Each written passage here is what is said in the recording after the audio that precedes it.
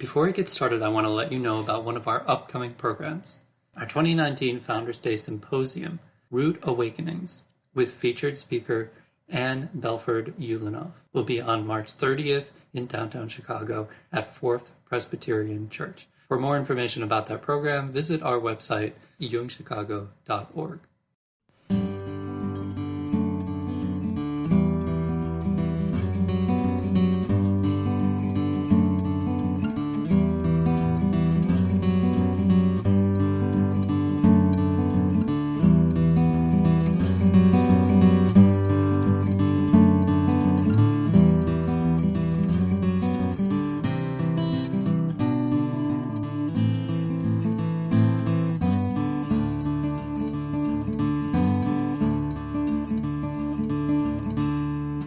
Welcome to the Jungian Anthology Podcast, analytical psychology seminars from the archives of the C.G. Jung Institute of Chicago. Facing the Gods, Archetypal Patterns of Existence, with John Van Eenwyk, Ph.D. Experiencing the archetypes as personified gods and goddesses active in our lives reveals the great powers shaping our moods, choices, and actions. Facing the Gods, Archetypal Patterns of Existence illuminates the Olympian stories that serve as reflecting pools, where we, as psychic heirs of Greece, discover ourselves. By recognizing the gods and goddesses at work, we can gain release from archetypally determined patterns. It was recorded in 1991. This episode is the first lecture in the series, called Preparing to Meet the Gods, The Soul Turned Inward. Other lectures in the series include Hera, by Lois Kahn, Hermes by Murray Stein, Demeter and Kore by Lucille Klein, Athena by Anne Avery, Zeus by Roloff, Aphrodite and Eros by James Wyly, and Dionysus by Caroline Stevens. Dr. John Van Eenwyk received his Ph.D. in Religion and Psychological Studies from the University of Chicago. A clinical psychologist and training analyst with the Pacific Northwest Society of Jungian Analysts, he maintains a private practice in Jungian analysis in Olympia, Washington. He is also an ordained priest in the Episcopal Church and a clinical instructor at the University of Washington School of Medicine. The author of Archetypes and Strange Attractors, The Chaotic World of Symbols, he publishes widely and lectures internationally on both Jungian psychology and the treatment of torture survivors. There will be links in the show notes to the complete series as well as other lectures by Dr. Van Eenwyk. And remember, for anyone who wants to support this podcast, instead of making a donation, find something that you're interested in our online store, either this series or something else. Purchases from the store support my work doing this podcast and ensure that we'll continue to do it in the future. Now here's the lecture.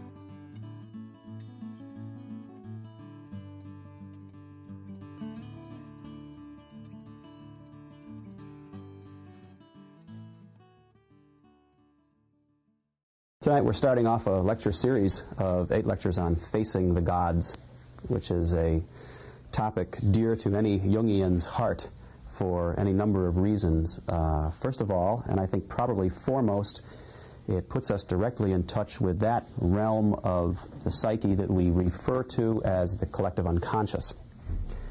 So before we go any farther, let me ask a few questions. How many of you here have had a course in Jungian psychology previous to this? Raise your hands if you have. Okay. How many of you have read any Jung previous to this? Okay.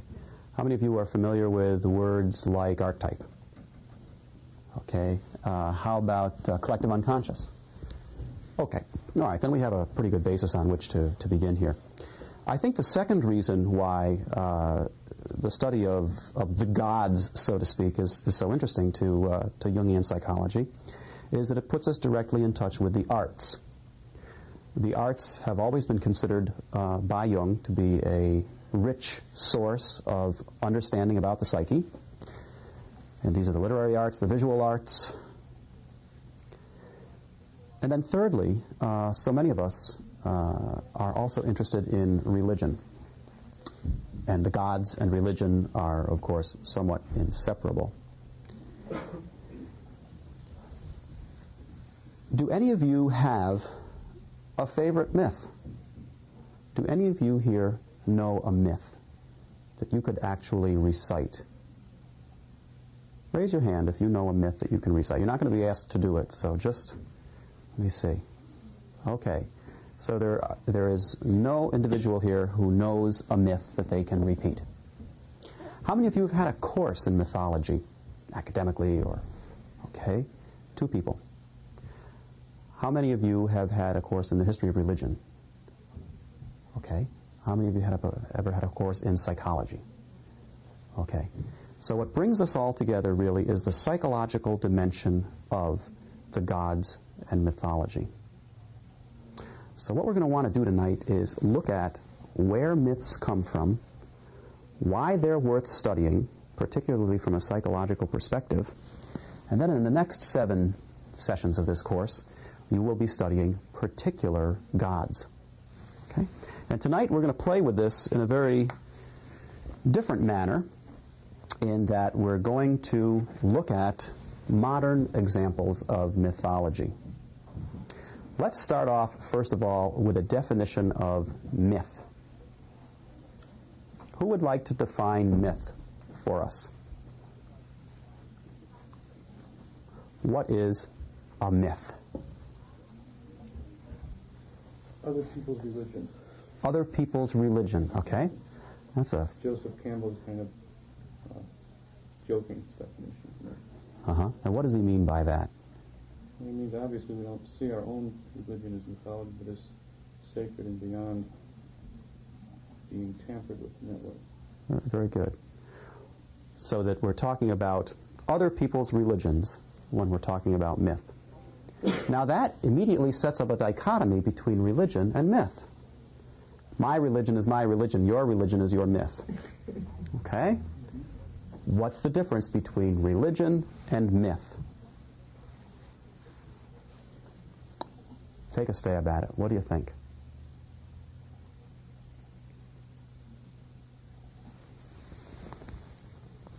Consider the phrase just rendered that myth is other people's religion, okay? What would the difference between other people's religion and my religion be? If we're going to in some way create an analogy between other people's religion and myth, we can approach it through that perspective. What's the difference between my religion and somebody else's?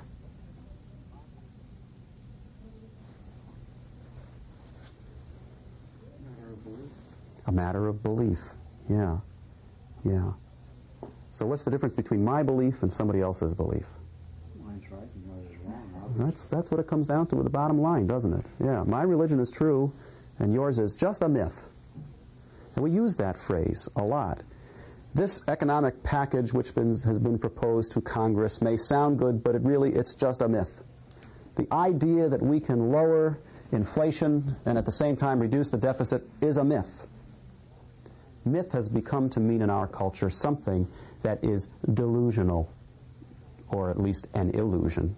A delusion being something that we confuse with reality, an illusion being something that really has no basis in reality whatsoever. So when we talk about myths and when we talk about the gods in our contemporary society, we are very definitely talking about, with regard to the common view of things, something that just isn't true, something that should have been left behind years ago. And yet, as I will attempt to show tonight, our culture is coming somewhat full circle with regard to the role of myth in terms of the functioning of our culture, and that there's one dimension of our culture that is radically departing from myth, and as a result we are all suffering very greatly.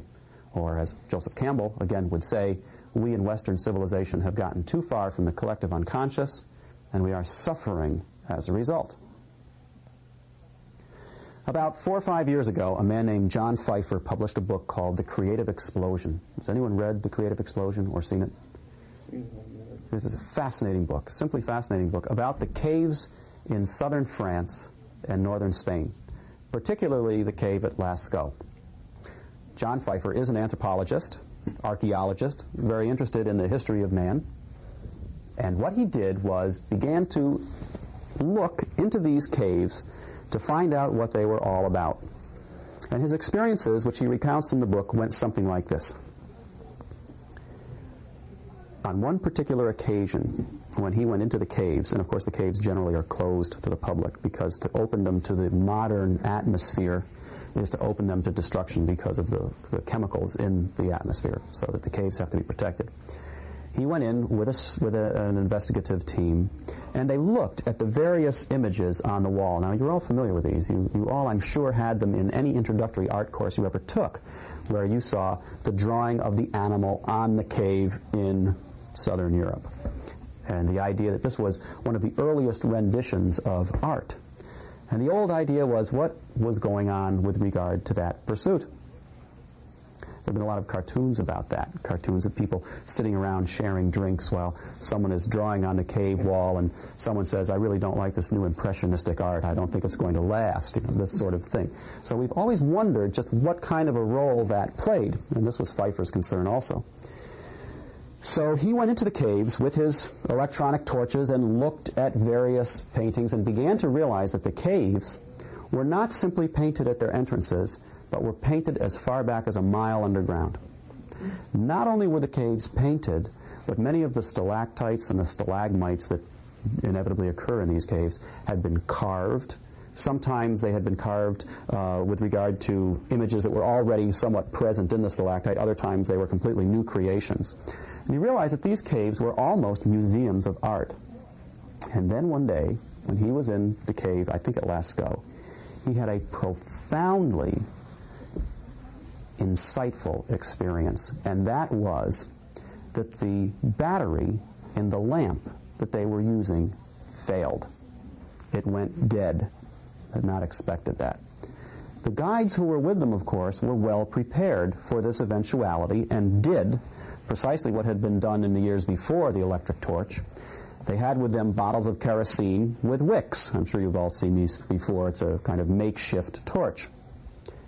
And they lighted the wicks, and in the flickering light of these torches, all the various paintings and sculptures in the cave came to life. And he realized for the first time that this cave was set up not only as an art display, but as a living theater in which actual scenarios were coming to life in the flickering of the light, because every time the wick, the flame flickered, the painting would move. And he began to realize that this sculpture here in front of him and that painting at the far wall were interacting with one another in the flickering of the light. And he began to think that what these caves were mnemonic devices, M-N-E-M-O-I-O-N-I-C, mnemonic devices, in which people were brought in the midst of this very dark, totally sensory-deprived environment. The torches were suddenly lighted, and what they saw impressed upon their consciousness items of data that they needed to know. We live in a culture right now, interestingly enough, that has somewhere in the neighborhood of 300 trillion new bits of information added to it every year. We, in our world today, have the equivalent of 2 million volumes of the Encyclopedia Britannica presented to us anew every year. How do we keep on top of it? How do we remember it? Pardon me? We don't. We talk of Da Vinci as being the last real Renaissance man, the last one who could master all the knowledge of the time. That was over years ago. But back in the days when it was important to know how to hunt, when it was important to understand what the religion surrounding the hunt was, art was a device for impressing upon the memory information needed to be known. This was happening over 130,000 years ago. Now, if we're going to talk about where that then went, we have to talk about three strains. We have to talk about art, we have to talk about religion, and we have to talk about psychology. And you can see right away that in terms of cognitive psychology, that is the way in which people learn how to think, the cognitive psychology was present in that Lascaux experience of 130,000 years ago. It was not called cognitive psychology, of course, but it was there. And what Jung would say is that what was being encoded on the walls of Lascaux 130,000 years ago not only was meant to be impressed upon the consciousness of those who saw it, but it came directly out of the collective unconscious of the group as a whole. So in effect, what the cave at Lascaux was, and this is the whole point of facing the gods, the cave at Lascaux was the psyche speaking to itself, was the mind programming its own development. Collective images would surface in external representations that were then impressed upon consciousness. And that is still going on today. All of art, all of religion, all of psychology, in effect, all meta-theory, in other words, the theory of theories, can be reduced to the way in which consciousness portrays its own development.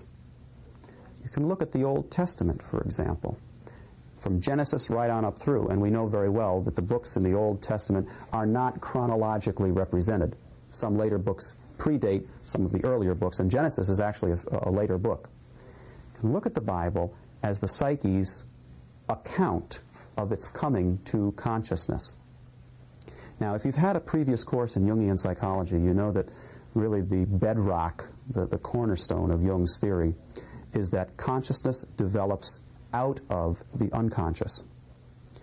And that no matter how large consciousness ever gets, it only accounts for, well, he never put a percentage on it, but I do, say about 10% of the total psyche. That we are 90% unconscious and about 10% conscious. And that as we become more aware of what's going on around us and within us, we develop an ego. And the rest of the psyche, and that's somewhat a misstatement because the ego is part of the whole psyche. Psyche as a whole is called the self. The self is all that in the unconscious that is instrumental in the development of the ego. The self is the psyche as a whole, which contains within it the blueprint or plan for psychological development that has as its primary goal adaptation, the survival of the mechanism or the organism, which we are. So what we have here is we have a large unconscious matrix that exists at birth that has within it intentionality. In other words, when we are born, we are not simply tabula rasas waiting to be programmed by whatever learning we experience. We have personalities already in the germ plasm ready to emerge. And as this personality develops over time, there is something within the psyche that monitors development and leads the ego into the experiences it needs for growth. So when we talk about nature and nurture, the nature part of it for Jungian psychology is the self. Now, as the ego becomes more and more aware of the self, it becomes more and more aware of vague apprehensions of something influencing its destiny. And what Jung felt was that the only way to tap into the actual stuff of how that was happening was through symbol. Symbols are that which guide psychological development. Jung felt that symbols were valenced images, images that have a compelling effect on the observer. When one is confronted with a symbol, the one thing one can be assured of is that one will not be able to not respond. One is compelled to respond to symbols. Sometimes repelled by them, sometimes attracted to them, sometimes set off on an entirely new course as a result of their interaction with one's consciousness. Now, as symbols begin to direct our growth, obviously one of the most important things we can do is learn how to interpret them. And this, for Jung, was the subject of his life's work. He looked at alchemy, he looked at mythology, he looked at folk tale, he looked at occult science, he looked at hard science, he looked at art, he looked everywhere because he felt that symbols were present everywhere, and to learn how to read them was to learn how to understand what one's destiny was, where one, quote, had to go, unquote, what one had to do. And for those of you who have begun to interpret symbols, and for those of you who are very sophisticated in interpreting symbols, recognize that the deepest and most compelling interpretation of symbols is rarely representable rationally. It's an apprehension. It's a vague understanding. It's a living with. It's a being penetrated by and penetrating into the matter of the symbol.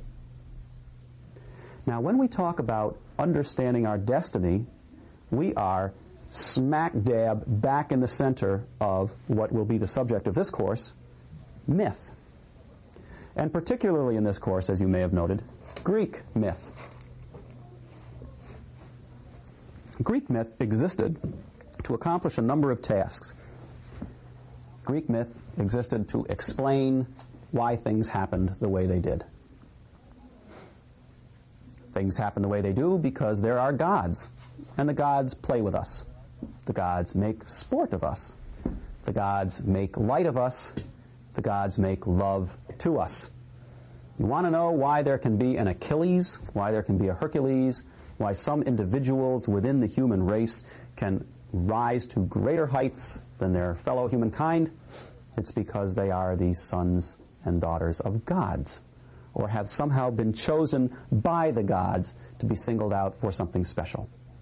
So if you want to know why things happen the way they do, it's because the gods will it. Now, the myths also existed to inspire, not only to explain, but to inspire. In other words, if there can be a Hercules, if there can be an Achilles, you too could conceivably do that yourself. And the goal for the heroes of the Greek culture was glory. Look for glory. Look to accomplish that which is greater than what you think you can do. Go for the laurel wreath. Grab for the gold. Do something above and beyond what you think you can. So that there was a functioning part of myth that helped people in that time to rise above the ordinary dreck of everyday life and accomplish something better. Now, as part and parcel of this inspiration was a third function of myth, which was to warn people and to say, okay, now you've done that, beware of becoming possessed by the desire for glory. Beware of being proud of your accomplishments. This is hubris. You all have heard of the Greek word hubris. And when you become subject to hubris and possessed by your own pride in your accomplishments, Nemesis, that great goddess, will bring you to your knees. She will come get you, and she will reduce you to the state of humanity, mortality, where you belong. Now, fourth and finally, with regard to myths, explaining, inspiring, warning, was they were there to entertain. And we must never lose sight of that. And we're going to end this lecture with a quote from S.I. Hayakawa in a book called The Quest for Vision. And we'll talk about that then. But the myths were also highly entertaining. They were the subject of epic poetry. The Hesiods and the Homers and the Ovids of their day were very interested in taking these mythological motifs and creating a language that could rise to the glory of the subject matter. And we know that drama and poetry were a big part of myth. These things were portrayed.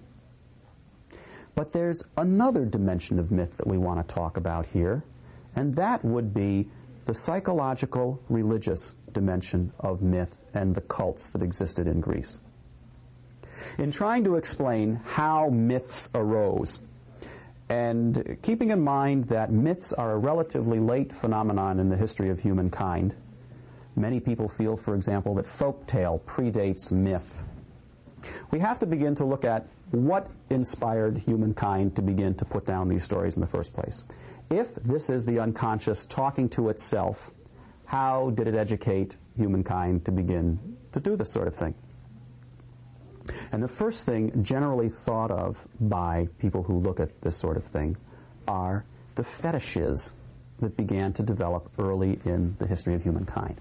When graves are opened that are very, very old, when communities are uncovered that are extraordinarily ancient, generally there are a bunch of what would be called by us symbolic representations of something that are always unearthed in the excavations.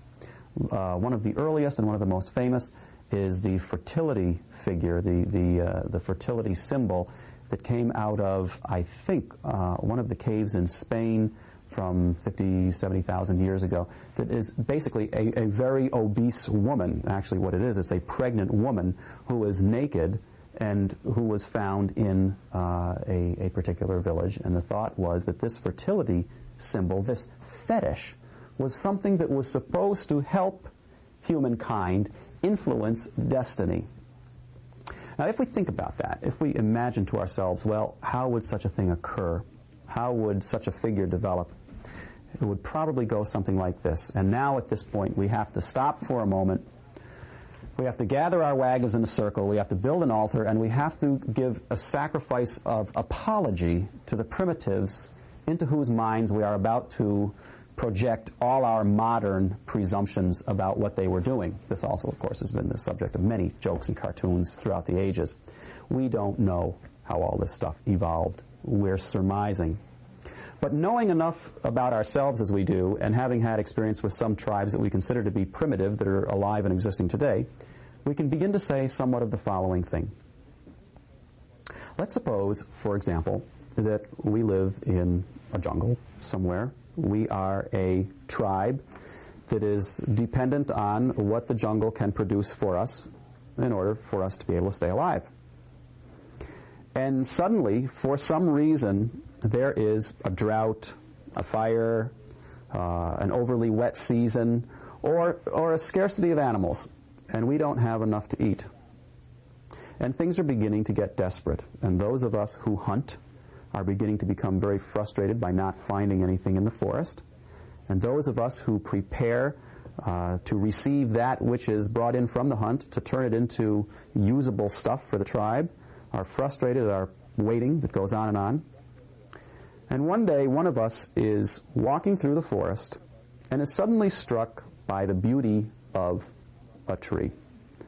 Perhaps one of the forest trees has just burst into flower or something like that. But for just one moment, we are alerted to the fact that there's something here that's really quite beautiful, even though there are others in the forest like it. And shortly thereafter, or almost immediately corresponding with that event, we see some game, a deer, a monkey, whatever. And as luck would have it, when we aim our bow or our blowgun, it has the desired effect, and we are able to procure food for those who wait for us back home. There's a very strong possibility that the two events will become associated in our minds. Now, this is not even a primitive phenomenon exclusively. We do it ourselves. If we do something and it works, we will often try doing it again to try to influence destiny. I'm sure all of you have your own personal little, what we call, superstitions. Knock wood. Well, see, there are spirits in the wood, and we have to keep them apprised of our presence. So that's why we knock wood. But we have all kinds of little fetishes that we rely on to try to influence our destiny the way we want. If we're looking for a job, well, actually, a friend of mine was selling his house once, and he's Roman Catholic, and had heard that if you bury a statue of a particular saint, maybe some of you even know this, upside down in your front yard, the house will sell. And he did, and it did. And so here we have what would be called behavior at the level of the fetish. But that primitive who was in the forest that day and saw that tree over there when the game appeared, associating the two events in his or her mind, will suddenly begin to define the essence of that tree, not in terms of what it has in common with other trees, leaves, a trunk, roots, fruit, whatever, but in terms of that particular event on that particular day. So that tree there now is a special tree. He might even carve a little representation of it, or take a piece of bark from it, or take a twig from it, and keep that with him in the attempt to influence some sort of destiny. It is a very primitive, and of course primitive is not confined, as I've said a couple of times, to pastimes. We also do very primitive things. It's a primitive attempt to explain how things happen, and through understanding them, to be able to recreate them again. Now, when we're talking about art, religion, and psychology, we now have to add another discipline when we talk about the replication of results. And what's that? Science. Now we're getting into science. This is the earliest science. And all of these are just accreted together like a big conglomerate. The fetish is the art, it's the religion, it's the psychology, and it's the science. Well, a little while later along down the line, as this developing science begins to get going, humankind begins to wonder just what it is that makes the difference between someone who is awake and who is asleep. What makes the difference between someone who is alive and someone who is dead? Have any of you ever seen anyone die? Raise your hand if you've ever seen anyone die. Okay. After they were dead, did you ever wonder what it was that was different from them a couple of moments before when they were alive? Well, one of the things that we all came up with early on in our history was animation. Obviously, a person who is dead can't get up and move around, although they look exactly the same. And their bodily organs and all of their physical structures are still the same. Something's gone. Now today, in modern science, we have changed, for example, from looking at death as being a function of the heart, if the heart stops beating, you're dead, to a function of the brain. And 10, 15 years ago, there was an enormous controversy in this country about changing the legal definition of death from heart death to brain death. And if I'm not exactly incorrect, there are some parts of the country today that still do not accept brain dead as dead. So we still don't really know what the difference between life and death is, but the early people solved it. They felt that there was some connection with breath, some connection with spirit, that there was something in the body that was not confined to the body, so that in death it left, and also in sleep. So that if, in the middle of the night, I dreamed that you come visit me, in effect, you did. It was your spirit that came and visited me. We've now gone from fetishism to animism, and we're looking at that which actually creates life, that which actually is the human.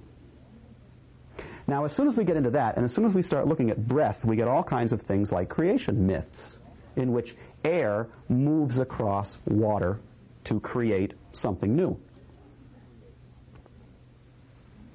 There are two examples of that. In modern-day Judeo-Christian tradition, we know that God, in creating Adam, breathed into Adam. Here's the breath.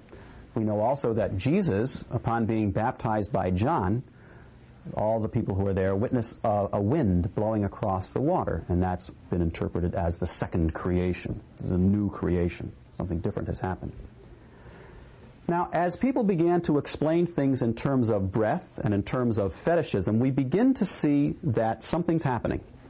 That is, that we're beginning to feel that there is a power inherent in those everyday things in our lives that can affect other things.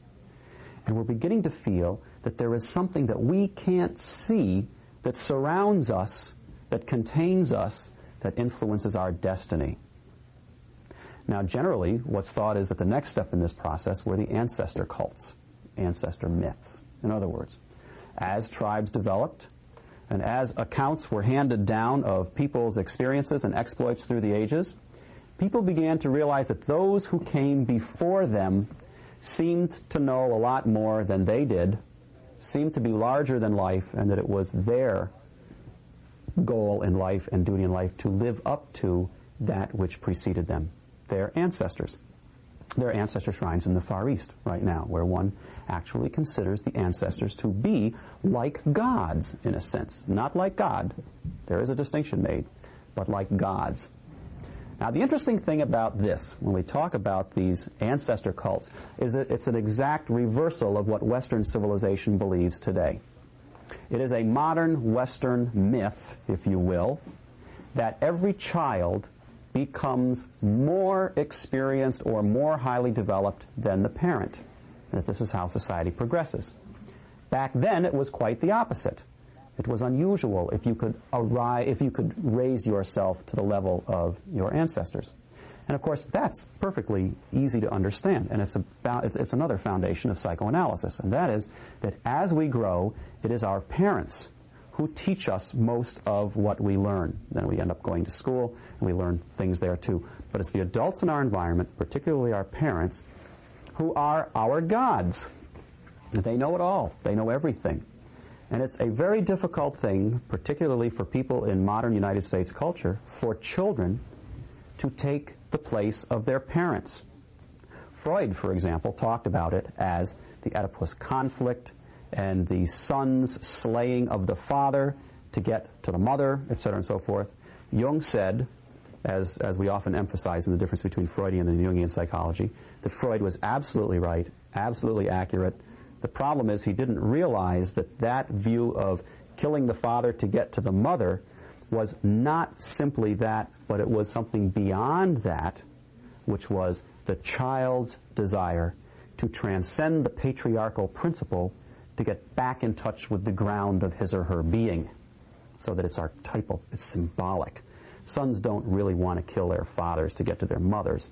Daughters certainly don't want to kill their mothers to get to the fathers. The one thing that we can say, if any of you have ever had children, is that the children love more than anything else the opportunity to get between the parents. In other words, children will split one parent off from the other every chance they get. They would like to have the parent all to themselves. But ultimately comes the day when the child has to supersede the parent. And again, we are facing that in our culture in ways that we have never faced that before. Because we now have people in middle age who not only are bringing up children, but are taking care of their parents. Because of modern medicine and the whole question of when people should die and when people can die, we find children taking care of their parents for years and years and years and years. And if you want to know the pain of having to supersede the parent, talk to anyone who has to put their mother or father in a nursing home, or talk to anyone whose mother or father has Alzheimer's. It's a very awkward and uncomfortable position. And that's the way it was throughout humankind. So there always was the view that somehow the ancestors were greater than we are. Now, as this begins to develop, we begin to get the place of gods. We begin to get a pantheon. We begin to understand that there's something going on in all of these events that has a kind of intentional character and therefore participates in agency. Are you all familiar with the word agency? Agency means there's an agent doing it. It's not just thundering and lightning out there. We have a god who is doing something. Of course, when we were kids, it was God is moving his piano. That's what the thunder is. But in Germany, it was Wotan. Wotan was loose. Who's the god of thunder and lightning in Norse mythology? Is it Vulcan? We used to talk about that one too. Pardon me? Vulcan is Roman, isn't he? The counterpart of Hephaestus. Vulcan? Is Vulcan Roman? I think so. Yeah, okay. Trying to think of the... Thor, right, and his hammer, all of that. There's an agent up there. There's somebody doing it. Now, in Greek mythology, this is really very, very interesting, because when we look at Greek mythology, we have to realize that a number of things were going on. First of all, the Greek mythology that we read today has virtually nothing to do with the people who inhabited Greece. This is one of those incredibly interesting paradoxical statements. What happened was there was a people inhabiting Greece who had many deities basically of the land. And then there was a large influx, a migration of people over the mountains into the peninsula of Greece who brought with them their gods. And when they brought with them their gods, over a period of time, their gods were grafted onto the gods that were there. Now, this was something that really, in many ways, is still alive in Greece today. In 1983, the International Association of Analytical Psychology had its convention in Jerusalem.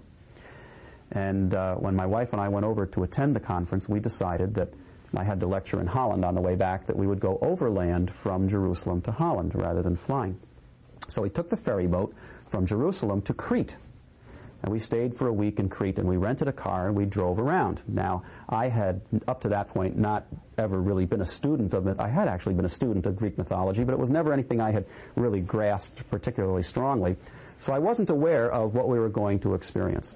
We drove... Has anyone ever been to Crete? Raise your hand if you've ever been to Crete. Really an incredibly rugged country. Gorgeous. Did you go up onto the Lassithi Plain at all? The Lassithi Plain is where all the windmills are, up outside Heraclium, just to the east and south of Heraclium. Drive up. Okay. And there's a road that goes around this valley, which is really basically an old crater that's collapsed and now is all filled in. We drove up to this area called the Lassithi Plain, up switchback road after switchback road after switchback up. We got to the place where the border of this plateau met with the plain that was coming up from the sea, and were entire rows of windmills. And you've probably seen pictures of those windmills on tourist posters. They're made of white stone, and they have large wooden arms with sails on them that you can furl and unfurl when the wind is blowing, or not, as the case may be, whenever you want to use it. And I thought, well, obviously it must be fairly windy up here. This is rugged country. And we drove to a little hotel, tiny little pension, bathroom down the hall, 6 rooms in the whole hotel. And we had a room with a window. And one of the things I had noticed about this hotel, which was very odd, was that 2 sides of it had no windows. It was just complete concrete. And I thought to myself, well, that's probably because they want to put up another building right next door, so why put windows? That night, the wind blew so hard that I thought the hotel was going to be blown away. Now, I'm a sailor. I love the wind, and I know heavy winds, and this was like nothing I had ever experienced. What was happening was a Meltemi, one of those like Sirocco's, incredible winds out of Africa, was coming up across the Mediterranean and just hitting Crete and hitting this plain with a force that was absolutely terrifying. I was afraid that if we drove the car down the next day, it would be blown off the road, and that would be the end of us. Now, already I was being immersed in a real awe of the land and of the natural forces. This was not Chicago. This was not wind blowing through the Sears Tower as it crosses by LaSalle Street. This was the middle of nowhere with snow-capped mountains in the summer. Actually, it was May. And the next day, as we were driving around this plain to come back out, I said to my wife, you know, I was reading in the tourist guide that the Dike, Mount Dike, is near here, and there's a cave there where Zeus was born. And I would like to see that. And we were both very, very disturbed at this point, possessed by unconscious forces. And as we drove out of town, there was a man who was hitching, and we said, where would you like to go? He must have been 65, 70. He said, well, I'm just going down the road. And so we went, and with our broken Greek and his broken English, we managed to communicate with one another that we were going to the Dike cave. He said, I'll take you there. I will show it to you for a fee, which of course came at the end of the tour, but never mind. So he stopped and got some candles along the way, and we drove up to the side of a mountain where there was nothing but shrubbery, and then in the middle of it, this immense hole right down into the middle of the ground, which I'm sure most of you have seen at some point or another. It's like a limestone cave. People coming in, people going out. And as we went into the cave, all we could hear was the howling of the wind and this low moan. And we walked down into the bowels of the cave, and he showed us the place where Zeus was placed by Gaia, his mother, to keep Kronos, his father, from eating him. Freudian, of course. Of course, it wasn't Freudian. Freud is Greek. You have to look at it that way, because Freud came later.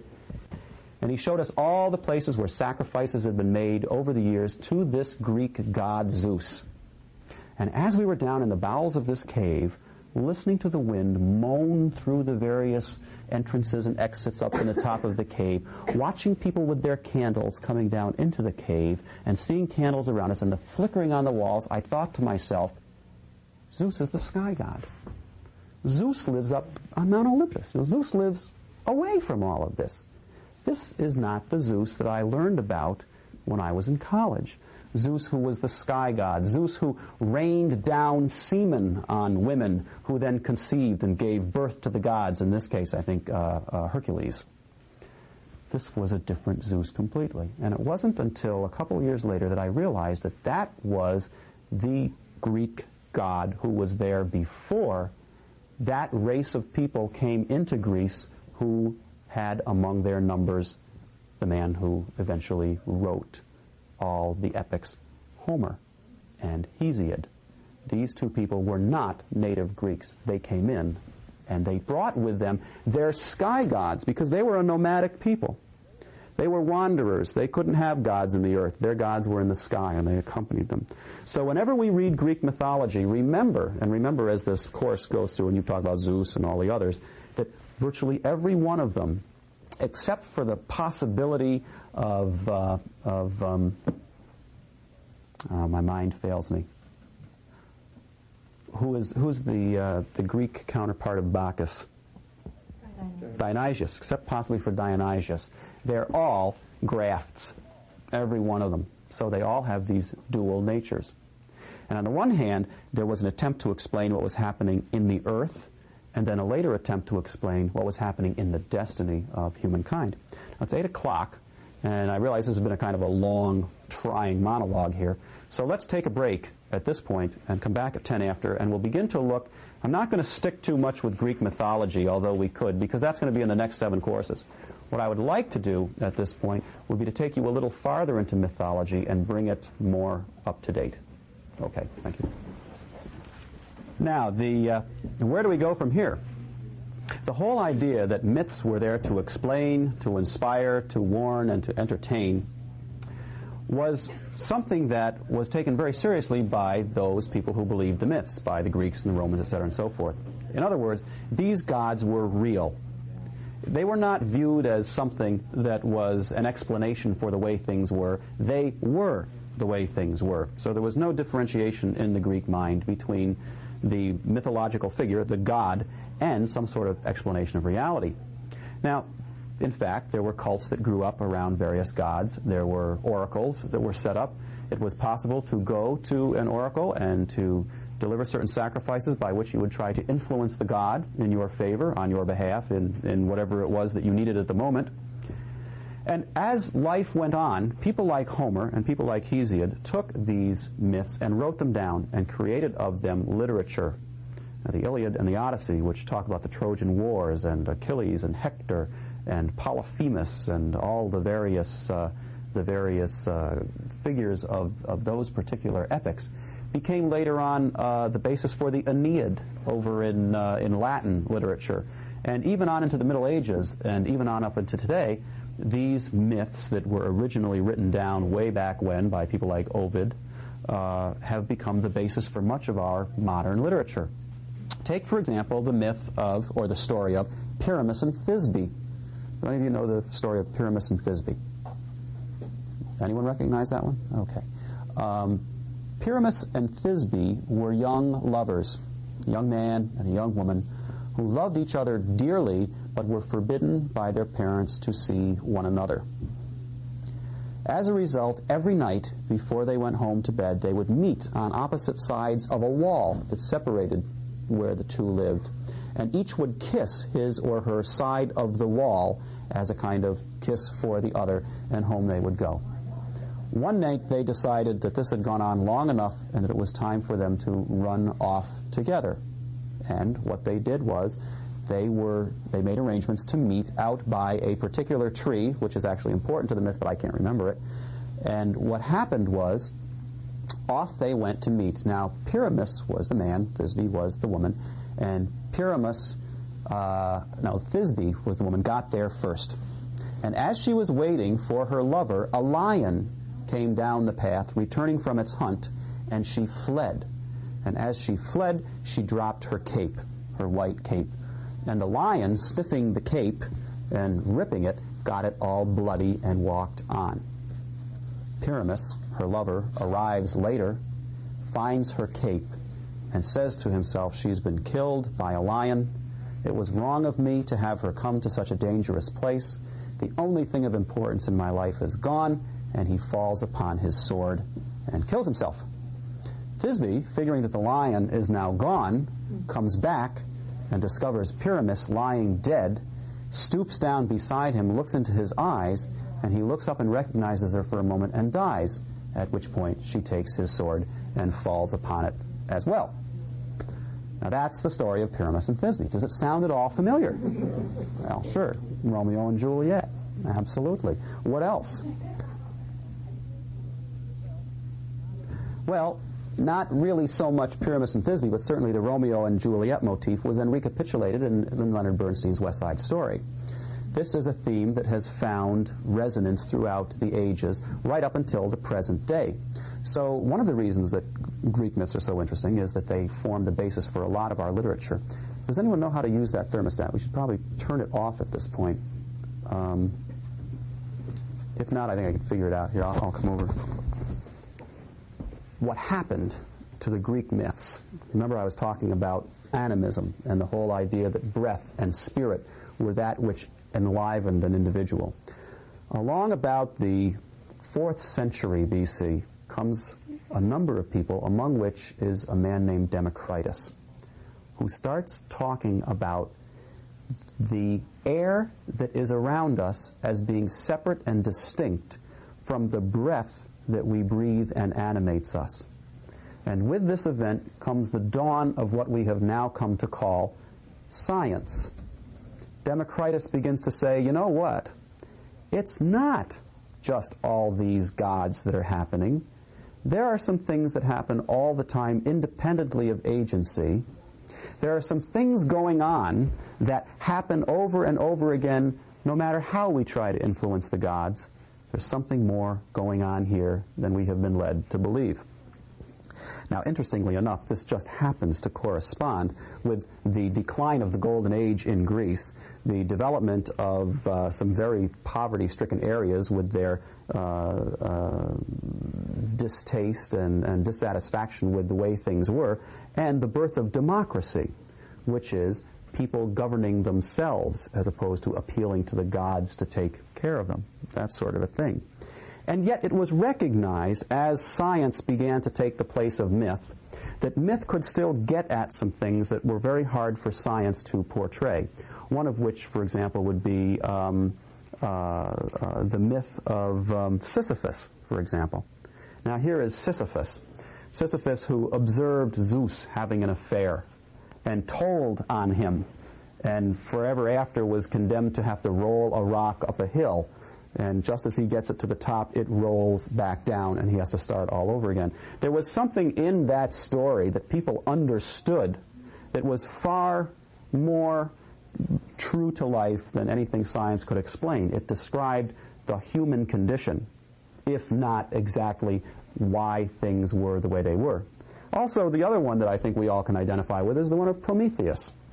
Prometheus, who brought fire to humankind, thereby allowing humankind to attain somewhat of the status of the immortals, who was then chained to a rock in punishment, there to have an eagle feeding on his liver for the rest of his life.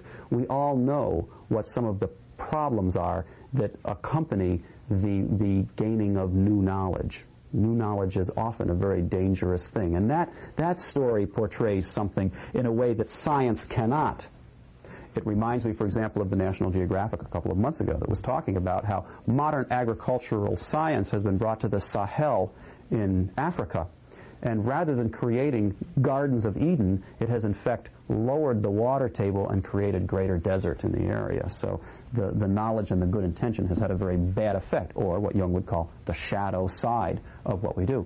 Now, when Democritus came down and began to talk about these things in the public forum, and science began to split off from myth, what we were really seeing here was a split between science and religion on the one hand, science and the arts on the other hand, and on the third hand, a split between science and psychology, because the myths were still explaining human experience and behavior in a way that science couldn't. Now, what science has done in the intervening years, with gaps of which we are all aware, is to systematically destroy the notion that there are gods surrounding us who influence our behavior. And science instead has said there are, in fact, very regular laws, very regular situations that exist not because of some influence of the divine, but because that's simply the way it is in the universe, and there are no gods out there telling us what to do.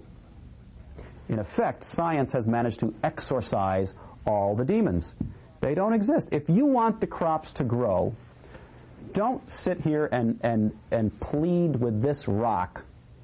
Go out to your store and buy Miracle Grow and spread it on the soil, and your crops will grow. And they're right. It's exactly what happens. No question about it. If you want to fly, don't make of yourself wings of wax and feathers, as did Icarus and Daedalus, and flap away. Go to your travel agent and get a flight on United, where technology has created a vehicle that can, in fact, fly. If you want to know why it rains like mad, don't look at the chicken you ate last night that was particularly pretty and consequently riled up the gods because it might have been one of Hera's. It's because this air mass coming out of Canada hit this air mass coming up from the Gulf, and they happened to hit right over your house, and it rained. In other words, there are no gods. And the great contribution, really, that Jung made to all of this was to say, science is absolutely right. There are no gods out there. They're all in here. They're still there. Every god that any myth has ever talked about is a function of the collective unconscious of humankind. That those forces which really rule our destiny are internal forces that previously were projected outward. So we're back to the thing we started the lecture off with, which is that the myths were the psyche's way of portraying itself. And this is what Jung was saying. Now, just parenthetically, if you're interested in Jung the man had very little interest in becoming a doctor. His goal in life was not to be a doctor or to be a psychologist. He wanted to be an archaeologist. His love was archaeology. And when he realized that there were virtually no jobs to be had from archaeology, he looked to zoology and felt that zoology was simply something that would be a teaching profession, and he wasn't interested in teaching. So he remembered that one of his great uncles had been a doctor and decided to go into medicine because he could then make a living at it, and in making a living at it, also have time possibly to study his first love, which was archaeology. Having then met Freud, you can imagine that this was an absolutely cosmic event in the life of Jung, because suddenly he realized there was a way to combine archaeology and medicine, which is exactly what psychoanalysis is. It is the archaeology of the mind.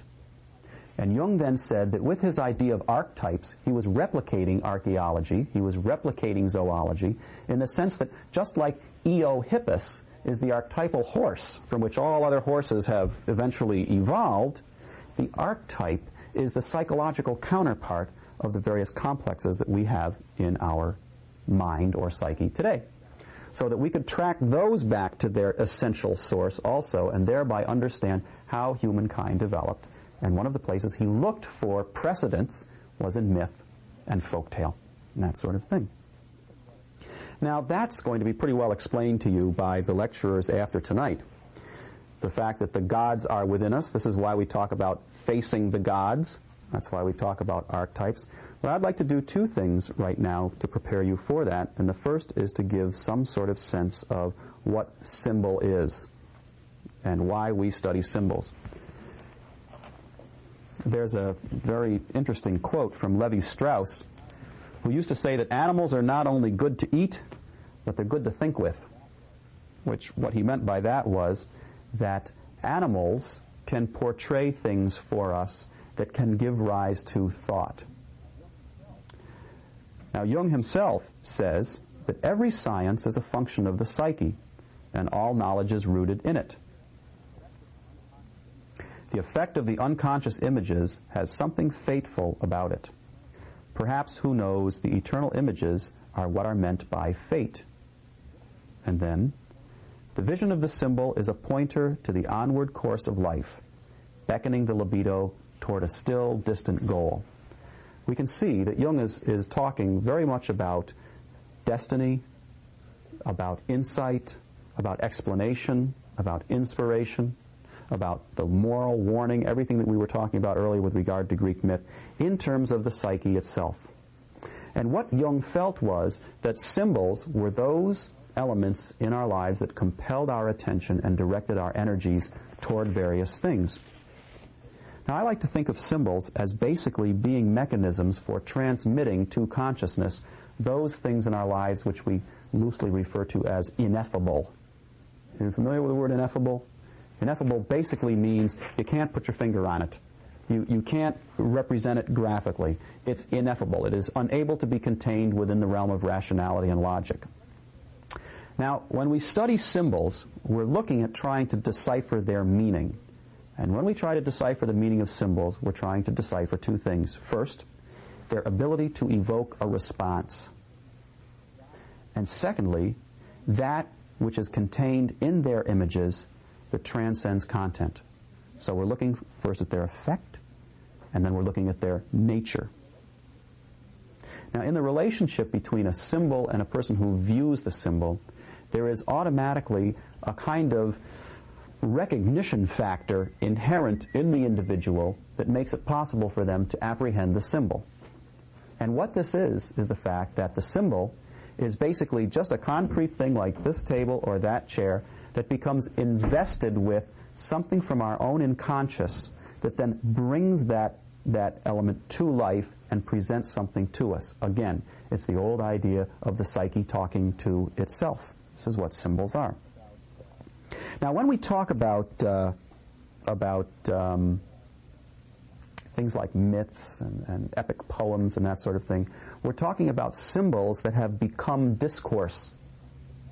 And symbols that have become discourse become metaphors. Metaphors are the discourse form of symbols. Now, if you want to read about that, really the person who's done the best work as far as I'm concerned is Paul Ricoeur, who happens to be right in this city, one of the most famous philosophers in the world, teaches at the University of Chicago. He has a very interesting little book called Interpretation Theory, in which he makes this point, and I think this will help to understand symbol and metaphor. He says that when we combine words, we have a combination of sense and reference. Words are the sense. They're what's actually being said, which when combined into a sentence create a reference. And what he describes this as is the movement in which language transcends itself. Okay? Now, I'm just going to run through that again because I want it to be absolutely clear. Words have a sense to them. They have a meaning to them. In other words, when we see a word, we know what it stands for. We have a sense of what it's talking about. When we combine words together, we get a reference to a phenomenon, a reference to a state of being, a reference to a place, a reference to an experience. It creates reference. Sense, the words, when combined together, create reference, and this is the way in which language transcends itself. In other words, this is the way the words, it's a synergistic idea. When the words are combined together, they point beyond themselves to something else, something that is only able to be done through those words, but something that no individual word can express. So when we say define a metaphor, in other words, give me an example of a metaphor, now define it, we can't. Because what the metaphor is that which the words point to, but no one of which actually represents itself. Now, where that becomes important to our work here, now let me see if I have it written down here somewhere, so that I don't have to just come up with it now.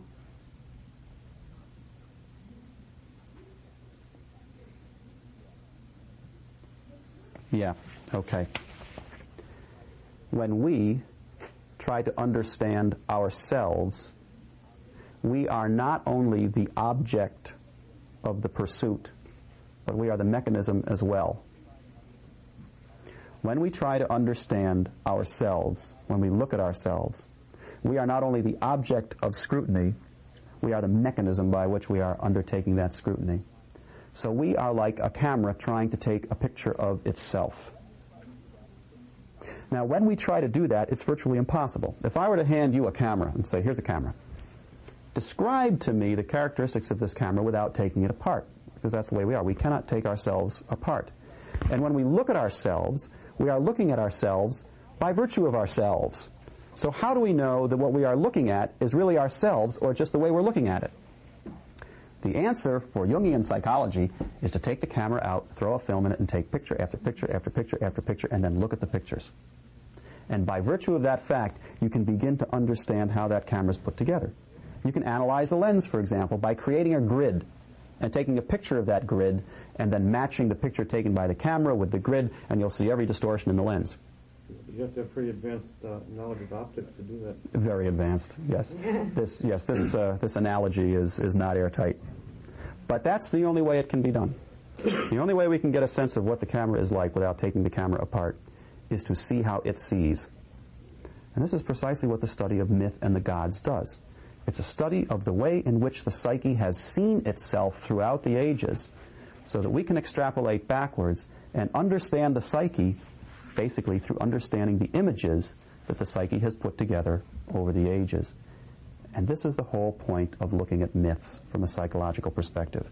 It's to understand the human, to understand the way we are and the way we function. Now, traditionally, science and religion have been somewhat at odds with regard to the interpretation of symbols. From the religious perspective, symbols exist because of incarnation. The everyday things around us are invested with a significance. In other words, the symbol is sacred because it is sacred. Meaning derives from that which happens to us when we see the symbol. Agency penetrates that symbol. There's something in it that is speaking to us. The cross, the Buddha, whatever. Think of other symbols that are very important. The Torah. The Torah is not just a collection of words; it's a reference, and it's the reference that's important, and it contains within it the meaning. Now, for science, on the other hand, the everyday is invested with significance due to the predisposition of the observer to experience the image in a certain way. In other words, we're talking about location. Science says the location of the meaning is in the observer. Religion says the location of the meaning is in the observed, and that there's a communication there. Now, when we begin to talk about all of this, we have to begin to say, okay, if Jungian psychology is a science, which it most assuredly is, and if it's also a mythology, in other words, if it's also studying myth, which it most assuredly is, what happens to this old kind of controversy that goes on between the gods on the one hand and science on the other? I would like to propose two things. I would like to propose to you that in our modern culture today, we have a replication culturally of what Edward Edinger in his book Ego and Archetype called the ego and the self and the ego-self axis. Now, what Edinger says is that as the ego develops out of the self, eventually it gets far enough out to where it begins to see what it's connected to and what it grew out of. It's a schematic kind of thing that sometimes helps to understand it. When we are born, we are like a large unconscious entity with the potential for consciousness within it. As we grow, consciousness actually begins to emerge from the unconscious, even though this entire organism for Jung is called the self, and that eventually consciousness becomes so well differentiated from the unconscious that it begins to see that its center is connected to something else. In other words, it begins to, as the center of consciousness gets beyond this little circle here, it begins to see that there's a connection here with something else. And in a very brief, cryptic way, what I'm telling you about Edinger is that he's saying that the more psychologically advanced we become, the more conscious we become, the more we have to return to the fact that what is generating us is something different from our consciousness, that there are forces going on in our lives over which we have very little control, and they're not gods, and they're not biochemical drives. There's something else going on, that there is something in the organism that seems to be guiding the organism. Now, I think our culture is in this stage here. Now, this is basically in the category of irresponsible speculation, but it's something that's fun to do, and it also leads to something else that I find very interesting. Right now, we have a large amount of consciousness in our Western culture here that is not very aware of the fact that it's emerging out of a large unconscious situation that really determines the essence of its being. In other words, we're becoming conscious, but in the words of Campbell, we're getting cut off from unconsciousness. Now, every now and then, says Campbell, what's going to happen is that this balance is going to have to be readjusted. So what we find occurring periodically are stages of what he calls creative mythologizing. In other words, suddenly we just completely go away from this rationality and dive back into something that's really basically fairly unconscious and is an attempt to gain our connection with the unconscious ground of our being. Now, one of those that he mentions, and I agree, is the use of LSD back in the late 60s, early 70s. And the whole movement that occurred around that in our culture, around psychedelics and the teachings of Don Juan and the Yaqui way of knowledge and all of this, that in fact we lost touch with something that was clearly present in our lives, clearly had a profound effect on what was happening to us, but which was just simply not representable rationally. Now, if I were going to find today an example of over-consciousness, in other words, the problematic development of consciousness, or consciousness's development to a problematic degree, I would look to law, to our legal system. I would say that in our culture today, we have become so concerned with defining exactly what is that it has pulled us away from the ground of our being periodically. For example, when our legislatures try to define exactly what a law means, and then it's sent out to the courts, and lawyers debate among one another what the law means, we can end up with so many rules and regulations as to exactly how the law is going to be applied that the law cannot be applied anymore. It's an unwieldy system. A friend of mine said to me the other day, you know how we could reform government overnight? We could say that lawyers can't run for office. Now, psychology has this happening to it incredibly.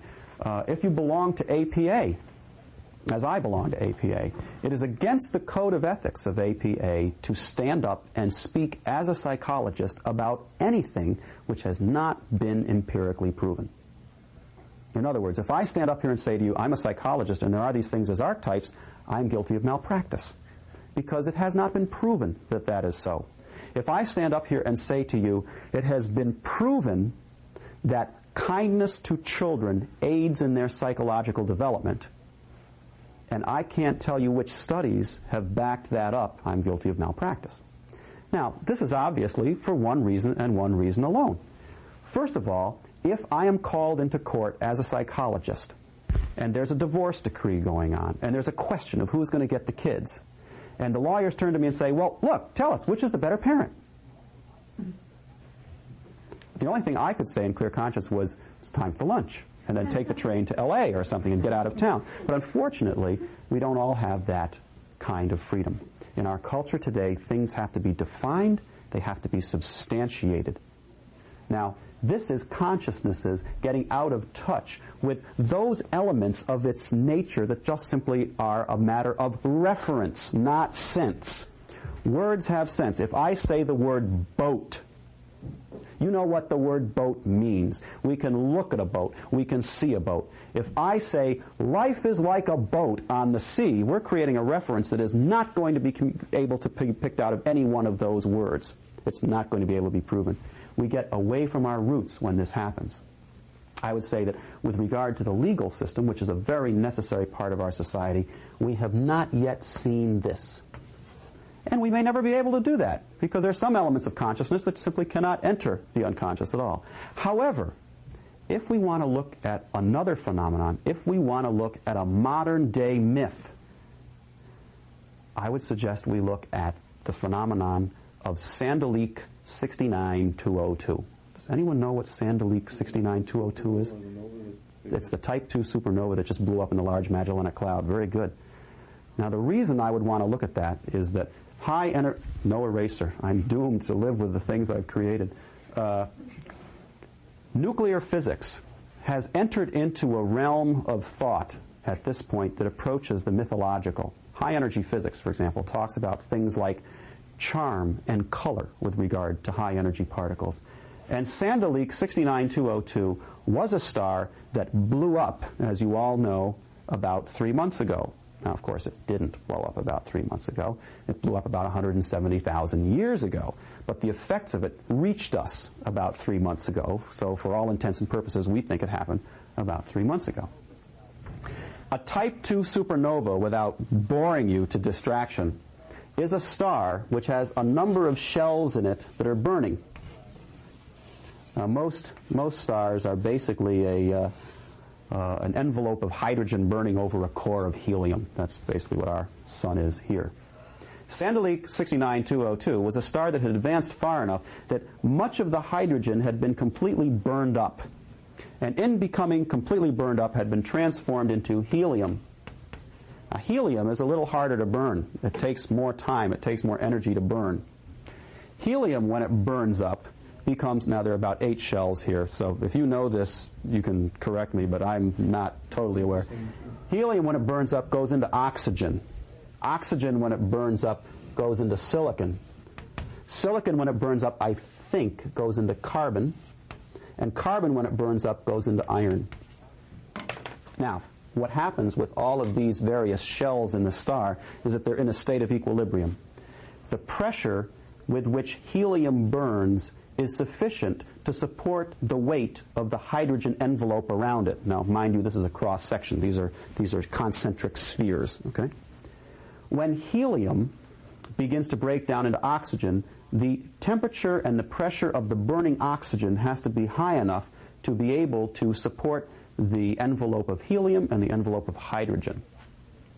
Now, the problem is that because oxygen burns much less readily than does hydrogen, it takes far more energy to keep the oxygen burning. When oxygen begins to burn totally up, it gets converted into silicon, down to carbon, down to iron. Well, you can imagine what it's like to burn iron. Now, what's happened is that a star that originally was just a big envelope of hydrogen has burned up enough hydrogen that it's created a heavier layer underneath of helium, which has burned up enough that it's created underneath a heavier layer of oxygen, which has burned up enough that it's created a heavier layer underneath of silicon, all the way down to iron. And what happens is that eventually, because iron takes so much energy to burn, that it doesn't burn very well, and it doesn't hold up this envelope of carbon very well. And when it doesn't hold up this envelope of carbon very well, that carbon collapses into the iron, which allows the silicon, which is above it, to collapse into this and the helium and the hydrogen. And what happens is that this large burning sphere suddenly goes and collapses. Electrons, you know that protons and electrons create atoms, and that electrons are in rings that are very far away from the protons in the nucleus of the atom and the neutrons. What happens is that the pressure from this forces electrons and protons together into neutrons. All the atoms disappear, and we have nothing but neutrons, which then become so compacted that they explode.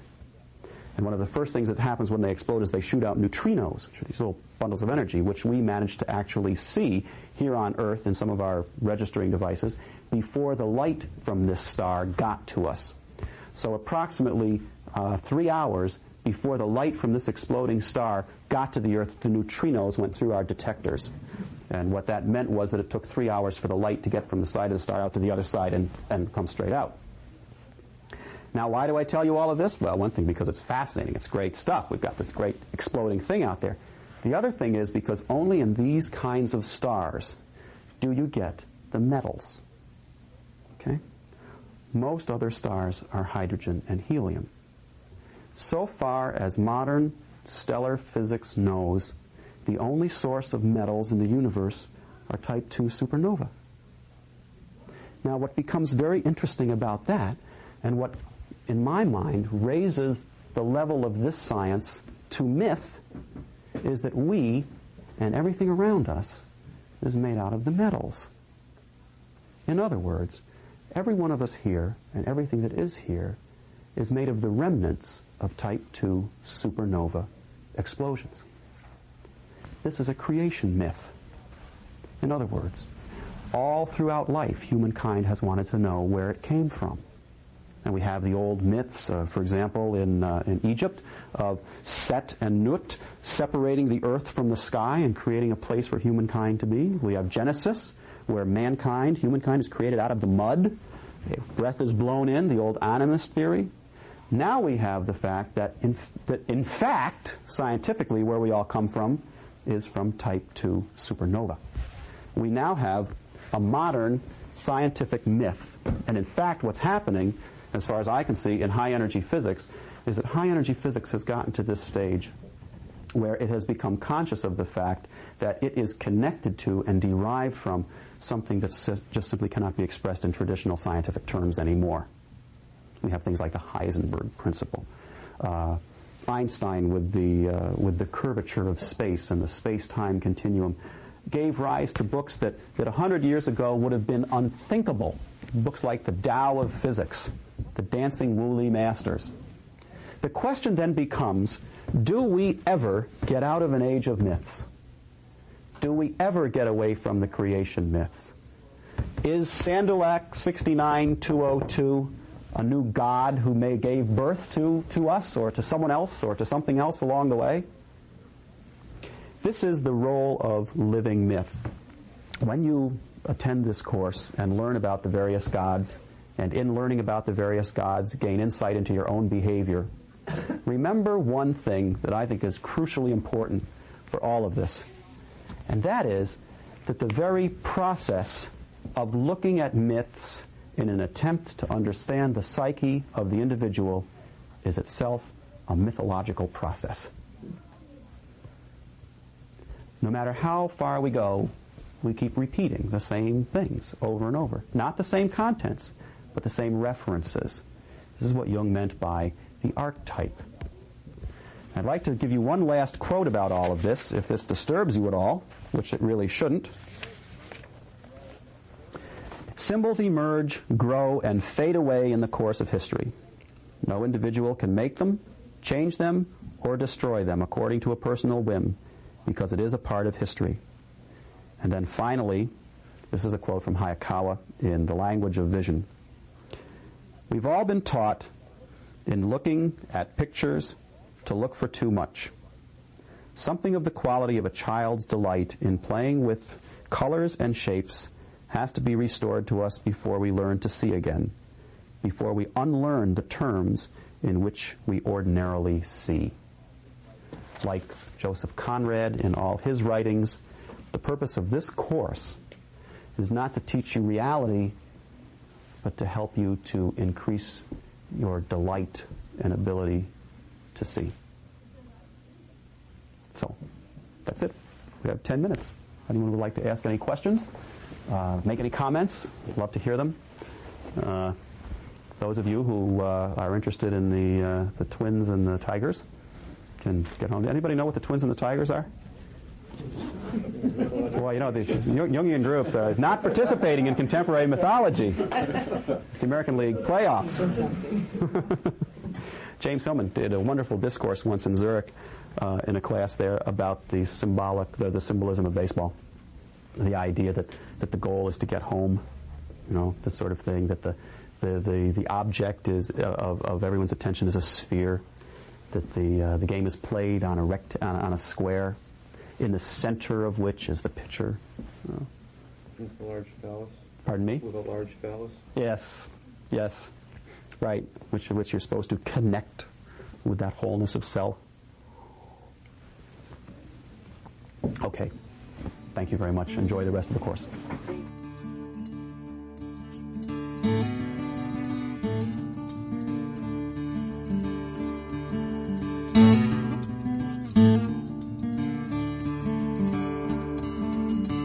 This podcast is distributed under a Creative Commons Attribution, Non-Commercial, No Derivatives license. Share it all you like as long as you maintain the attribution to the speaker, but please do not change it or sell it. If you like this episode, tell your friends about us or leave us a review on iTunes. For more information about classes, training programs, videos, audio, this podcast, or to find a Jungian analyst near you, visit our website, www.jungchicago.org.